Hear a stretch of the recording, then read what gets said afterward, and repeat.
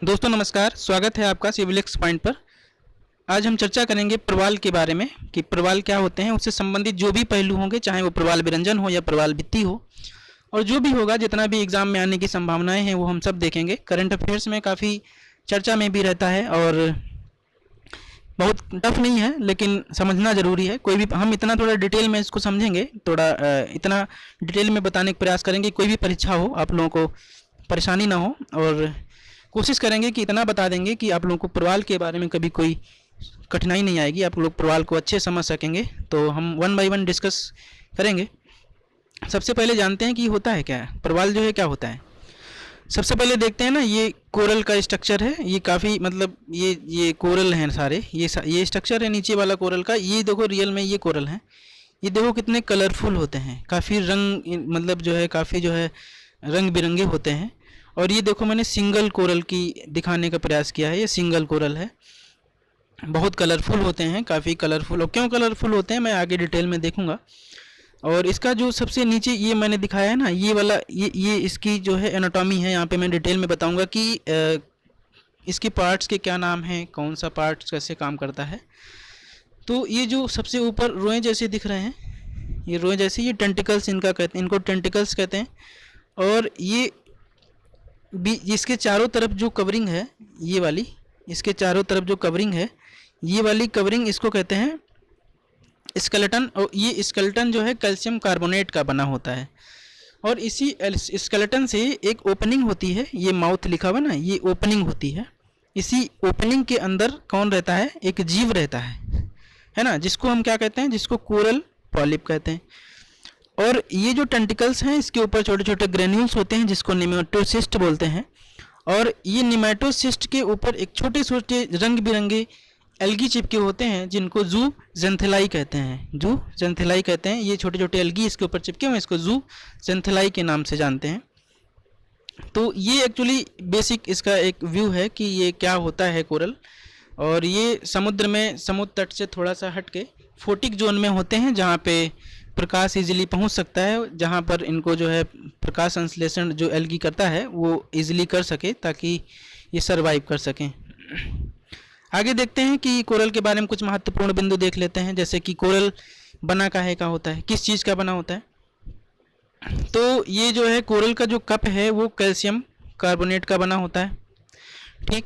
और जो coral polyp है, अभी मैंने बताया, जो कोरल पॉलिप स्केलेटन के जो माउथ ओपनिंग होता है, उसके भी अंदर एक छोटा सा कीड़ा होता है, जंतु, उसको हम कोरल पॉलिप कहते हैं। और उसके जो टेंटिकल्स के ऊपर चिपका होता है उसको जू जेंथेलाई बोलते हैं, जो एल्गी होता है। एक्चुअली ये सुपर ऑर्गेनिज्म होते हैं, मतलब यहाँ प्लांट भी है और जीव भी है, और दोनों एक दूसरे के सहजीवी हैं।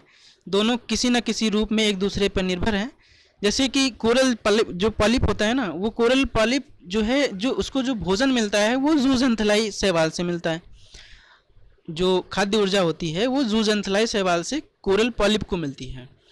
और जो कोरल पॉलिप के स्केलेटन होता है और उसके ऊपर जो टेंटिकल्स होते हैं ना, उसके ऊपर ये रहते हैं, कौन रहता है, जू जेंथेलाई रहता है।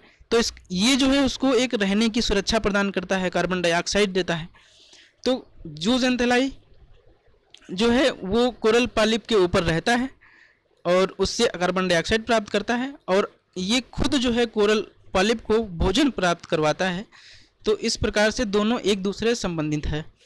जो कोरल पॉलिप होता है ना, कोरल पॉलिप ये कैल्शियम का उत्सर्जन करता है, कैल्शियम का उत्सर्जन करता है।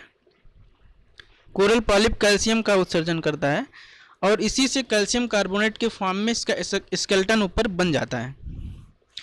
और ये कम गहराई में होते हैं, जैसा कि मैंने बताया, फोटिक जोन में होते हैं, जहाँ पे सूर्य का प्रकाश और ऑक्सीजन की जो है कमी ना हो। और गहराई में जाएंगे तो इन सब की कमी हो जाएगी।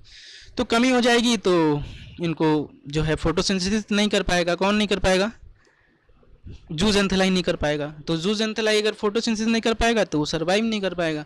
अगर वो सर्वाइव नहीं कर पाएगा तो उसको भोजन मिलता है कोरल पॉलिप से, तो कोरल पॉलिप भी क्या हो जाएगा, मर जाएगा। तो और ये जो सबसे ज़्यादा हिंद प्रशांत क्षेत्र में पाए जाते हैं, भूमध्य रेखा के क्षेत्र में, जहाँ पे 30 डिग्री तक टेम्परेचर होता है। और विश्व में जो पाए जाने वाले कोरल प्रवाल है ना, उसका 30% हिस्सा इसी दक्षिण पूर्वी एशिया में ही पाया जाता है। और ये दक्षिण जो यहाँ प्रवाल जो है ना वो दक्षिणी फिलीपींस से लेकर पूर्वी इंडोनेशिया और पश्चिमी न्यू गिनी तक पाए जाते हैं। उसके बाद देख लेते हैं कोरल ब्लीचिंग क्या होता है।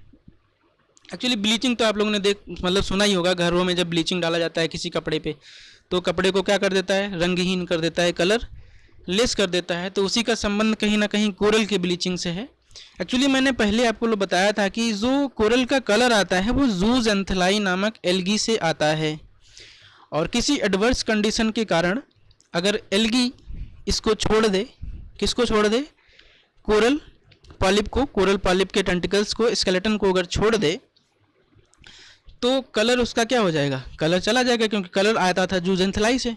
तो जूज़ैंथेलाई से जब कलर चला जाएगा तो ये श्वेत रंग के हो जाते हैं, इनका श्वेतीकरण हो जाता है, इसीलिए इनको हम एक नाम दिया गया है कोरल ब्लीचिंग। जैसे हम यहाँ पे एक ये देखो स्ट्रक्चर देख सकते हैं, यहाँ पे देखो कितने वाइट हो गए हैं, कितना श्वेत कलर के हो गए हैं। यहाँ से जो है अपना जो मैंने अभी बताया जूज़ैंथेलाई जो एल्गी था वो यहाँ से हट गया है किसी न किसी एडवर्स कंडीशन के कारण, जो मैं पहले आगे मैं थोड़ा डिस्कस करूँगा उसके बारे में और थोड़ा और डिटेल में। जैसे जानते हैं, देखो यहाँ पे एक स्ट्रक्चर बना हुआ है, जैसे ये देखो यहाँ पे जो बहुत हेल्दी एक तरीके से कोरल यहाँ पे है क्योंकि कलरफुल है, और ये स्ट्रेस्ड है, मतलब ये कहीं ना कहीं स्ट्रेस से जूझ रहा है, क्योंकि यहाँ पे क्या हो रहा है ना, देखो छोटे छोटे ग्रीन कलर के जो दिख रहे हैं चारों तरफ, वो एक जूज़ैंथेलाई है जो इसको छोड़ रही है, और जब इसको प्रॉपर छोड़ देगी ना तो ये देखो ये वाइट कलर का हो गया, तो इसकी ब्लीचिंग हो गई। तो ये प्रोसेस है, ये ब्लीच हो गया और ये क्या हो जाते हैं, फिर डेड होने लगते हैं और वाइट रंग के हो जाते हैं, इसीलिए इनको कोरल ब्लीचिंग कहते हैं। ऐसे ही इसको मैंने लिख करके बताया है, जब तापमान है, प्रकाश है, पोषण में कोई भी परिवर्तन होता है तो प्रवालों पर तनाव बढ़ता है और वे अपने ऊतकों में निवास करने वाले सहजीवी शैवाल जूज़ैंथेलाई को निष्कासित कर देते हैं। कहने का मतलब कोई एडवर्स कंडीशन आई, मान लिया कि तापमान का टेम्परेचर बढ़ जाए, ठीक है, पोषण की कमी हो जाए, प्रकाश ना मिले, तो ऐसी स्थिति में जो कोरल पॉलिप है ना, अपना जो सहजीवी होता है क्या, जूज़ैंथेलाई जो उसको भोजन प्राप्त देता है, तो वो उनको छोड़ देते हैं और उसके बाद वो कलरलेस हो जाते हैं, क्योंकि कलर जो है जूज़ैंथेलाई से ही आता है। मैं बार बार बता रहा हूँ कि कलर जो है कहाँ से आता है, जूज़ैंथेलाई नामक एल्गी से आता है। तो इसी घटना को कोरल ब्लीचिंग या प्रवाल विरंजन कहते हैं। अब कोरल रीफ क्या होता है, इसी से रिलेटेड संबंधित शब्द है कोरल रीफ। अब एक्चुअली होता क्या है ना, जहाँ पे इसी कोरल का मैंने एक बताया कि एक स्केलेटन होता है, उस स्केलेटन के अंदर होता है कोरल पॉलिप, वो अपने जो है शरीर से क्या निकलता है, कैल्शियम निकालता है, वो कैल्शियम कार्बोनेट के फॉर्म में जमा होता रहता है। अब कोरल जो है नीचे जमेगा, वो डेड हो जाएगा, नीचे एक परत बन जाएगी, उसके ऊपर फिर दूसरा कोरल बनेगा, फिर उसके ऊपर तीसरा, उसके ऊपर चौथा, ऐसे बनते बनते इतने ज़्यादा जो है एक कठोर चट्टान का निर्माण कर देते हैं। बड़ी बड़ी लंबी लंबी चट्टानें बन जाती हैं, बहुत जो है काफ़ी लंबी चट्टानें इसकी बन जाती हैं। इतने ज़्यादा मतलब कभी कभी इतना ज़्यादा इनका जो है कठोर चट्टानें होती हैं जिसके ऊपर हम किसी शहर को, किसी जो है छोटे शहर को ही बसा सकते हैं। द्वीप जो अपने होते हैं आइलैंड टाइप के बन जाते हैं। जैसे अपना जो लक्षद्वीप है ना, वो कोरल्स पे ही है। ये क्वेश्चन एग्जाम में आता है कि कोरल जो लक्षद्वीप है वो काहे मतलब किस पे बसा हुआ है, तो कोरल पे ही जो है कोरल रीफ टाइप का जो उस पर कोरल की चट्टानें हैं, मूंगे की, उसको मूंगा की चट्टान भी बोलते हैं, उस पे जो है बसा हुआ है। अब मैंने पहले काफ़ी ये सब चीज़ें बताई हैं, अब मगर लिख करके ही मैंने बताया है ताकि किसी को अगर नोट्स भी बनाना हो तो अच्छे से बना सकता है। एक्चुअली ये अवसाद रहित जल, मतलब जहाँ पे ज़्यादा मतलब गाढ़ा पानी ना हो, मतलब जहाँ पर कोई सेडिमेंट ना हो, तो वहाँ पर जो है ये रहते हैं। अगर कोई अवसाद आ जाता है तो क्या ना, कोरल पॉलिप का जो मैंने माउथ बताया था जहाँ पे पॉलिप रहता है, वो माउथ बंद हो जाएगा तो वो फिर बाहर से उसको ऑक्सीजन वगैरह नहीं मिलेगी तो वो मर जाएगा। और इसके बाद मैंने ये सब यहाँ पे लिखा है, कैल्शियम कार्बोनेट से निर्मित जो है उसका अस्थिपंजर सब ये बने होते हैं, और ये जैव विविधता के दृष्टिकोण से काफ़ी महत्वपूर्ण होते हैं क्योंकि ये बहुत लोगों को अधिवास प्रदान करते हैं। काफ़ी औषधीय रूप से बहुत सारी औषधियाँ बनती हैं, मछली हैं, बहुत सारे मछलियाँ हैं, कछुए हैं, और जो भी बहुत सारे ऐसे जो जलीय जीव हैं जो इनके सहारे, इनके साथ रह करके अपना जो है जीवन यापन करते हैं। तो एक्चुअली ये जैव विविधता का हॉटस्पॉट होता है, इसको समुद्री वर्षावन भी कहते हैं। और समुद्री वर्षावन जो है इसको कहते हैं ना, ये काफ़ी बार एग्ज़ाम में आया है, तो इसको आप लोग ध्यान में रखिएगा, परीक्षा में आएगा। ऑस्ट्रेलिया के जो पूर्वी तट पर स्थित ग्रेट बैरियर रीफ जो है वो दुनिया का सबसे बड़ा रीफ सिस्टम है। इसकी लंबाई लगभग 12 मील और चौड़ाई लगभग 10 से 90 मील है। सोचो कितने बड़े बड़े रीफ सिस्टम होते हैं, कितने ज़्यादा जो है दूरी तक फैले हुए हैं। सबसे बड़ा जो है रीफ सिस्टम वहीं पर है। भारत में अगर प्रवाल भित्तियों की चर्चा करते हैं तो ये लगभग 3062 वर्ग किलोमीटर क्षेत्रफल में फैले हुए हैं। अंडमान निकोबार, कच्छ की खाड़ी, मन्नार की खाड़ी, लक्षद्वीप, ये यहाँ पर प्रवाल भित्तियाँ पाई जाती हैं।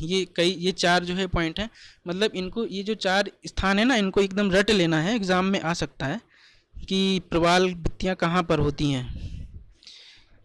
कई प्रवाल प्रजाति जो है ना उनको बाघों के समान, जैसे बाघ होते हैं ना, उनको अधिनियम 1972 अनुसूची 1 के तहत जो हमारा वन्य जीव संरक्षण अधिनियम है ना, उसके तहत संरक्षण प्राप्त है। तो ऐसी प्रवाल की भी कई सारी प्रजातियां अलग अलग होती हैं कलर के अकॉर्डिंग, तो उनको भी इसके तहत संरक्षण प्राप्त है। इनकी उपयोगिता क्या है, मैंने बताया कि प्रवाल भित्तियाँ जो हैं बहुत ज़्यादा समृद्ध पारिस्थितिकी तंत्र है।